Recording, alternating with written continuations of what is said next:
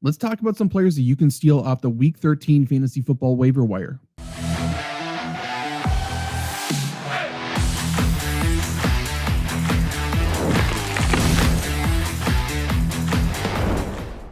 What's up, everybody? Zach Brunner here, and I'm thankful for no bye weeks. How about you? Happy Thanksgiving week. It's going to be a interesting one. Remember, 3 Thursday games. We got a Black Friday game as well. So don't get screwed up and screwed over with not having your lineup set. So that is very important this week. But before we get there, we have to get through the waiver wire. There are some interesting pickups this week. Usually we go over a bunch of waiver wire pickups, and we will still do so over on the website, flurrysports.org. I'll link the article in the description below. But today we are going to be going over 3 fantasy football waiver wire pickups, just 3. We got a running back, a wide receiver, and a tight end. So I got you solved there. We're going to stick with the same parameters. So they all have to be owned in under 50% of ESPN fantasy leagues. I don't like ESPN either, but that is what most people play on. And in fact, I think all of these are owned in under a third, maybe even under a quarter of leagues. So these 3 players I'm going to talk about, widely owned, and they're all very good pickups that could help you win a fantasy football championship. Without further ado, let's just jump right into it. First up, let's talk about running back Devin Neal for the New Orleans Saints. Obviously, Alvin Kamara got hurt. He dodged major injury, got a sprained MCL, but I can only imagine that means he's out for at least a couple of weeks here. Saints are playing for nothing. They need to keep him healthy for the future, right? And they want to see what they got in their rookie, because maybe they got something great in their rookie and he is going to be a good 1-2 punch next year. Or maybe he's good enough where they can move on from Alvin Kamara. Or maybe he stinks. And then, the Saints need to go and figure something else out. Regardless, Devin Neal is going to be given as many opportunities as he can handle. I do expect the Saints to get somebody else in the mix here, including Taysom Hill. But Devin Neal is going to be used quite a bit. Let's take a look at him. Let's see where he is owned right now. He can't be owned in that many of leagues. And ESPN fantasy leagues, he is owned in 1.8% of fantasy leagues. Not too shabby. So if you want him, you can go pick him up, essentially. As you can see this past week, 7 carries for 18 yards. That is not that great. But he is catching the football right now. 3+ catches in 3 of the past 4 games, including yesterday as of recording. 5 catches, 43 yards. That's good. But this rushing efficiency, not great. Luckily, he has a matchup against the Miami Dolphins coming up. Dolphins are certainly beatable. You're not afraid of them, right? You're not afraid. So he's got a matchup with the Dolphins. And if that goes well, we have seen the Buccaneers struggle. And then after that, we got the Panthers, the Jets, the Titans. This schedule is one that I was hyping up for Alvin Kamara. And obviously, Kamara could come back for week 15, 16, 17, maybe. But if he doesn't, and Devin Neal's the RB1 in New Orleans, this schedule is one to take advantage of. This is what we need to take advantage of. And that's why, he's probably the number 1 priority ad this week.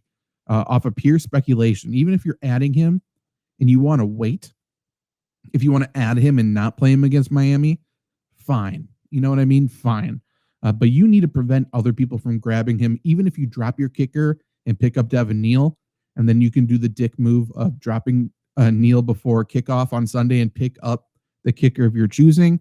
Strategy I like to use a lot. So you're just making sure other people aren't able to get him, and if he's great, maybe you fork up more fab for him next week. And if he's terrible, you saved everybody from him. You're the hero of the league, right?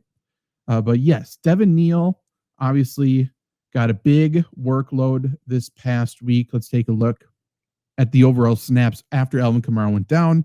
He went down pretty early in this game. So 80 total snaps, a lot of plays here. Kamara was only able to play 11 of them. Devin Neal played 59 of them. 59. Obviously, somebody else is going to be active this next week. But he played 59 snaps, 37 routes out of 54. He was trusted for pass blocking 7 times. He was pass blocking as well. That's good. Let's take a look at just his usage the week prior. Were they on bye that week? Regardless, Pro Football Focus does not want me to know. Whatever, we'll move on from that. Thank you, Pro Football Focus. You are as efficient as Chris Collinsworth. Let's find the Saints here. Let's take a look at how this was shaking out this past week. This is really not working though, huh? Crazy. Okay, whatever. So this past week, Devin Neal ended up getting 7 targets. So 5 receptions, but 7 targets. He's getting targeted at the line of scrimmage, -3 average depth of target. But he is going to be used a ton. A ton. I mean, just looking at his overall target share, he's tied for the second most targets on the team with Juwan Johnson. That's great. Looking at the red zone, I don't think they had very many trips there, but he had 1 target in the red zone. He had 1 target in the end zone in terms of rushing. He had 7 carries. Like I said, that's not bad. Once you get that against Miami, that's what you're doing. That's going well.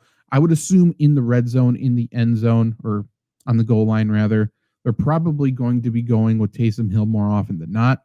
But regardless, Devin Neal is a good football player, man.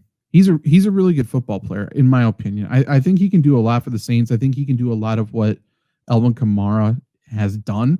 And I'm not saying he is peak Alvin Kamara, but I am saying he is present day Alvin Kamara. I'm not overly impressed with Alvin Kamara. Devin Neal's fine. You can pick him up. I think he's a flex with upside more often than not. But with that schedule, if he starts shining a little bit, if he earns the confidence of his coaching staff and has that confidence in himself and gets the timing down with the offensive line and all of that, like this is a guy that could easily, very, very easily be a solid RB2 for you the rest of the way. So you are picking him up with the hope that he can become that. Your expectations are maybe he's a flex. Your hope is that he's an RB2. I love that. For a week 13 Thanksgiving week pickup off the waiver wire, I mean, you can't ask for much more than that. Next up, let's talk about wide receiver John Metchie for the New York Jets. And we will actually talk about a couple different Jets receivers here, but John Metchie is definitely my favorite of the two. Let's take a look at what their ownership is. It's going to be rather low. So John Metchie III, super talented coming out of the draft, by the way. We loved him here on Flurry Sports. Obviously, he just dealt with the health situation in Houston that definitely hurt him. But he is rostered in a half a percent of fantasy leagues on ESPN. And I like Adonai Mitchell as well. I actually like both of them. So both players are worth picking up. I would pick up John Metchie before Adonai Mitchell. Metchie is certainly better in PPR, where he will get extra points for those targets. Targets leading to more receptions. Adonai Mitchell, though, he is a good talent, a good prospect, and he is going to be targeted downfield. Let's first look at their matchup. They got a matchup against the Atlanta Falcons this week. So Falcons are definitely beatable, and honestly, if they are doing well with Tyrod Taylor the rest of the way here, they got the Falcons this week. They got the Dolphins next week, very beatable. We got the Jaguars after that. I'm not afraid there. They have the Saints after that, not afraid there. And then they got the Patriots in week 17, the championship week. Probably not playing them in that week, but these are guys that you could potentially have in your lineup for a little bit now. Looking at what they did just this past game, we will also bring up, let's take a look at just their snaps and their routes at the moment. So 59 total snaps. It looks like we got Adonai Mitchell on 50 out of 59. That's 30 out of 35 routes there. And then we also got Metchie 32. So he has a little bit better route share, but they're both playing pretty much every single passing down. You know what I mean? These are the two guys. These are the two top receivers. Even Mason Taylor. Like, I love Mason Taylor. I think he should be used a lot more. He's out there for 28. So he's even running fewer routes. But those are the big three in terms of receivers and Breece Hall in this Jets offense. If you are wondering where are the targets going to go, it's going to these guys. So targets this past week, we got 7 for Metchie, 7 for Mitchell. They split them evenly. The higher quality targets, I would say, are going to Mitchell. It's just they're the less likely to complete. They're the harder targets to complete. You can see that here. We're looking at an average depth of target for Adonai Mitchell of over 26 yards this past week. So, I mean, he doesn't need to connect on very many of them. You see 2 for 42 this past week. That's the type of player he is. He is a big play threat. He just needs to, 1, create the separation, but then 2, he has to finish the play. He has to catch the football. He is going to have plenty of opportunities. They want him to succeed. They want him to thrive. And there's little to nobody pushing him for snaps right now. But John Metchie is that safety blanket underneath. He is the best receiver of the bunch. 7 targets, 6 catches, 65 yards, touchdown. Against the Ravens this week, we could see him get peppered with targets in a game that almost definitely they are going to be trailing, right? I don't think that is a question. My only worry is if the Ravens are able to run the ball very, very successfully, and they certainly should be able to, but the Jets are going to be okay. Looking at where the snaps have come from Metchie, you can see past couple of weeks, he's split pretty evenly between the slot and out wide, which I think is good in terms of matching up with the Falcons. If he was just playing outside, maybe I'd be a little bit more weary. But the fact that he's running so much underneath, I think Metchie can be, honestly, in PPR leagues, I think he could, dare I say, become a wide receiver 3 the rest of the way, given those matchups, given his usage, given the opportunity that is available for John Metchie. I think you can pick him up if you are in desperate need, if you just lost T. Higgins and you're scrambling. Maybe Andre Yosevich isn't available after T. Higgins goes down. Go and pick up John Metchie. He is very interesting. He's obviously available in almost every single league, and he may not be a guy that a lot of people are targeting off the waiver wire this week with bigger fish to fry. Before we get into the final fantasy football waiver wire pickup, I have one little ask of you, and that is to vote for us for a number of different awards. Link in the description below, but you can go to volume1.org. It'll bring you to this page, and all you need is an email address to sign in. They're not going to spam you. They're not going to do anything like that. As many email addresses as you have is as many times you can vote. We would be very, very thankful for you to vote in 2 different categories. Best local podcast is the first one. Let's take a look at that. So you log in, you can vote for, I think, up to 4 different podcasts if you want to, but there's 4 only that you would want to. And obviously, number one in your hearts, number 1 on the charts, Flurry Sports Podcast. Vote there. Help us win. Running gag is that we're the award nominated podcast after losing out to 30 for 30 a number of years ago. Crushed us. But now it's time we take the gold. 'Tis the season, 2025, the year of our Lord. Vote for the Flurry Sports Podcast. Vote for Lombardi Sweep, a Green Bay Packers podcast that I do. We would be very thankful for that.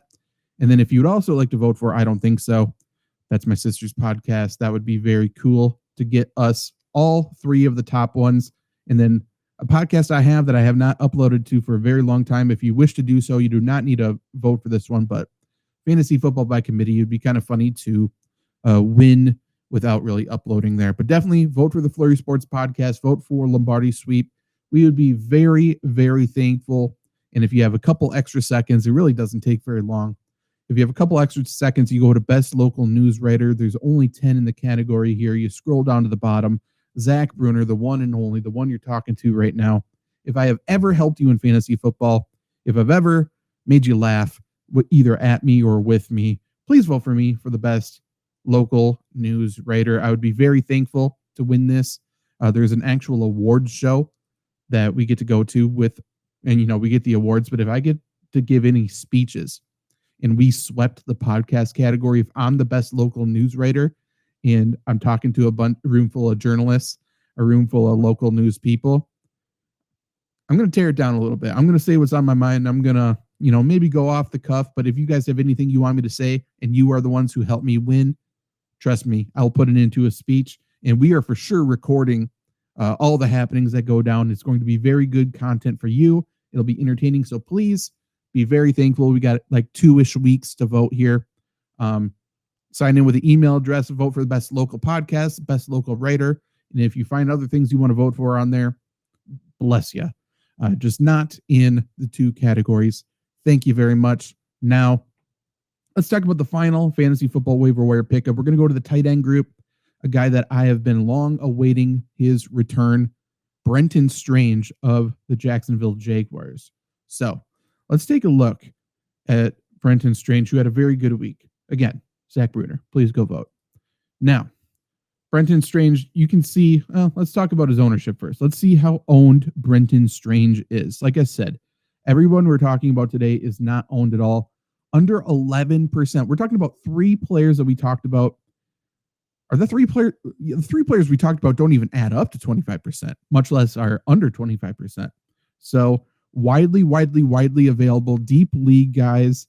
You can pick him up absolutely anywhere. This is a guy, if you were struggling at tight end, screw it, man. If you had Sam Laporta and now you're struggling, you're panicking, if you banked everything on Evan Ingram, whatever it may be, Tucker Kraft, Brenton Strange is a guy who could come and save the day. So this past week, he came back and wasted a little time. He didn't even play his full allotment of snaps. I think he's going to be up to 80% snaps or maybe even more this next week. But he came back, 5 catches, 93 yards. Absolutely love that. And this is a guy who was on a tear to start the season, in my opinion, even without a touchdown, man. 4 catches, 3 catches, 6 catches, 6 catches, 45 plus yards in 3 of those games. Targets are good. So this is a guy who's going to be widely used. He's going to be used underneath, especially with Travis Hunter no longer there. And he's got some matchups up ahead that I think look very, very good. Titans, obviously the Jaguars are going to be able to move the ball against the Titans. So you'll be able to catch passes all over the field. And if they're in the red zone, maybe he falls into the end zone, which would be fantastic. The Colts, very clearly people want to run against the Colts right now, especially with DeForest Buckner not there, but also now with 2 really good corners for the Colts. So Jacksonville may not want to be attacking them with the outside receivers. They may want to look to the middle of the field with Brenton Strange. That may be their best bet to beat the Colts. So that looks good. Jets, need I say more? Broncos are an unbelievable defense. You can pass against them with their tight end. Like, you're not trying to pass to the outside receivers. You need to get the ball out quick. Getting the ball out quick means pass underneath to the running back, to the tight end. That's very good. So Brenton Strange, even in a matchup like that in Denver, he's not a stay away guy there. And then he gets the Colts again. So I absolutely love that. Let's take a look at his snaps compared to everybody else on that Jaguars team. Again, close game. So I think this is indicative of what we are going to see. 62 total snaps. He played 44 of them. Again, I expect that to get up to an 80-ish, 78, 82% mark there. He played 24 or ran 24 of the 36 routes. That's not bad. I expect to get that up to like a 30 out of 36. He will be used a lot. He's a great blocker as well, so he can be an every down type of player. And he has the full trust of his coaching staff, his quarterback, all of the above. And yeah, look at this. I mean, inline tight end, great. 30 out of the 44 snaps. But he was used in the slot as well. They're moving him a little bit. He's been used out wide as well. He's a really athletic guy. People forget he's a second round guy, late second round. But he's a second round guy in just 2023. He's fast. He's big. He can be moved all around the lineup. Brenton Strange is a guy, if you're in Dynasty, I mean, trade for him, because I think he can develop into a really, really, really solid tight end. And for the rest of this year, I think he's a really solid tight end. A low cost, sneaky option to add in week 13. Let's take a look at Jacksonville here, and then we will send you on your merry way. Just taking a look at what Jacksonville did this past week in terms of targets.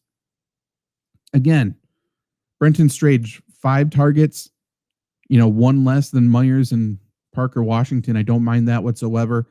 Average depth of target, he's not getting targeted at just the line of scrimmage, 12 yards per target, or 12 air yards per target. You absolutely love that. Red zone targets, 2 red zone targets in the game. So he's getting used in the red zone. Like, there really is everything to love about Brenton Strange. His usage is fantastic. We can take a look at other weeks as well, if you just want to look to see what he did for the first month of the season too for Jacksonville. Again, you have Travis Hunter in here as well. But even with that, Brenton Strange had 28 targets, caught 24 of the 28 targets. He was used a little bit closer to the line of scrimmage, so maybe expect a little more of this, but I do think he's capable of getting used downfield, especially if he's playing out wide. But he got some red zone targets. He's got a bunch of targets between the 20s as well. This is a guy who is going to be a high usage guy, and you can get him for nothing. What did I say? 10% owned? 11% owned with juicy matchups. Go get Brenton Strange and steal him off the fantasy football waiver wire when nobody else is really thinking about it. The only direction is up for him. I don't expect 93 yards, but I expect some touchdowns to come. And he could be a league winner for you if you are really struggling at tight end. You don't know what to do. You think your season's over because your tight end went down. Nah. You don't replace Sam Laporta with Brock Wright. You replace Sam Laporta with Brenton Strange. You don't replace Tucker Kraft with Luke Musgrave. You don't do that type of stuff, guys. Look for the widely available high usage guys, and that's what I'm here to help you with. If you have any other fantasy questions, I'm going to be here in the comments all week long. So ask any fantasy questions. It's going to be a weird week. Our streaming schedule is a little bit different because of Thanksgiving, but we still have a video here every single day. So please like, please subscribe, and comment any questions you have whatsoever. And I got you. Okay. Thanks for hanging out. I'll see you soon. Goodbye. Fuck yeah.